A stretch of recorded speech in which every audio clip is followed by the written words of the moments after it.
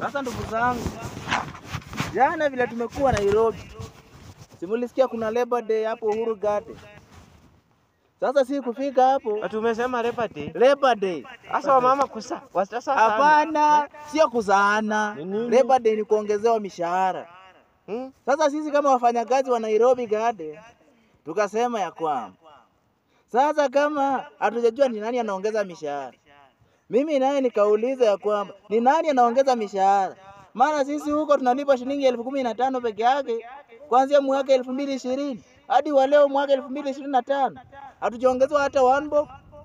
Sasa naweza kuuliza ya kwamba ni nani ndo siezi wa Labor Day? Labor Day kujifungua ama si Labor Day kujifungua? Yaani Labor Day ni siku ya wafanyakazi kusherekea. Anaitwanga Atuoli. Sasa tunaweza uliza Atuoli atueleze ya kwamba ni nani ambaye anaongeza mishahara, sababu yeye ni CS naenda anatoa amri. Sasa vile alitoa amri mwaka 2020 hatujaongezewa pesa.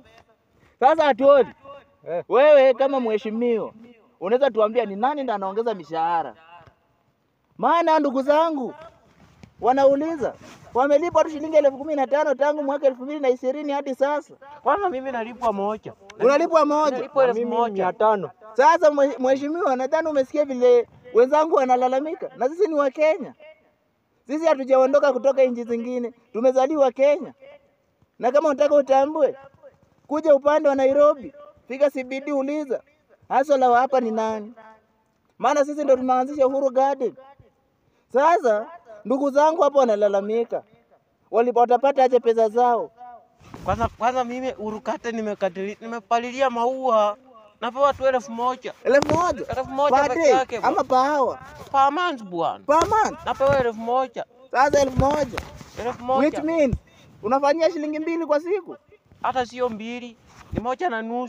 1.5. Na sasa ndugu yetu huyu, wewe unafanya wapi kazi? Mimi nafanya tu hapo ndani, nafakia hapo, wakifika maua mimi ndio huwa nafakia. Wewe ndio unafakia? Na kwa mwezi nakula 500. Yaani wewe ni domestic garden? Yeah. Sasa domestic garden Mheshimiwa Uhuru wakati alikuwa kwa kiti mwaka 2017 alisema ya kwamba wafanyakazi wa domestic inafaa walipe pesa nyingine mingi sana. Sasa hiyo pesa ya domestic sasa inafaa tufanye hivi, tuulize Mheshimiwa Uhuru anasema nini. Si ni kweli Mheshimiwa Ruto? Si walisema hivyo?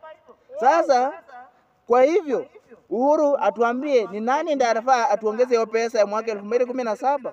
Maana walisema kama ni msichana wa kufanya kazi nyumbani ama kwa kizungu anaita house girl.